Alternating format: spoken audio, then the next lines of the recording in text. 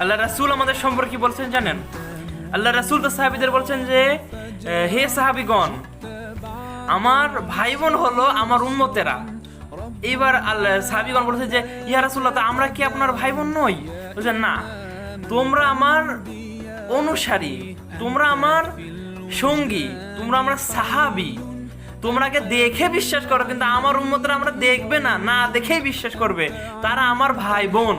তোমরা আমার ভাই বোন নাও, আমার উম্মতেরা হলো আমার ভাই বোন। আল্লাহ রাসূল এই কথা বলেছেন।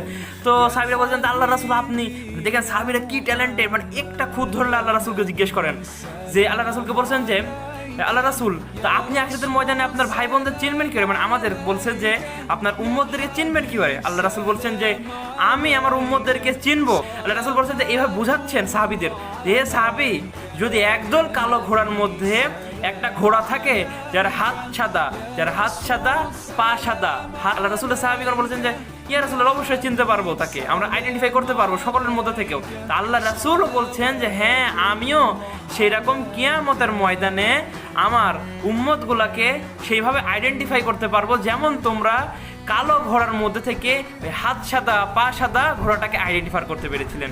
আল্লাহ রাসূল কি বলছেন, আমাদের অজুর জায়গাগুলো কিয়ামতের ময়দানে নূরে নূরান্বিত হয়েছে যাবে। সুবহানাল্লাহি ওয়া বিহামদিহি। অজু জায়গা কি? এই চেহারা, এই আমাদের হাত এবং আমাদের পা, এগুলা নূরে নূরান্বিত হয়ে যাবে। আল্লাহ তাআলা আমাদের সহি শুদ্ধভাবে সুন্নত মোতাবেক ওযু করার তৌফিক দান করুক। আল্লাহুম্মা আমিন।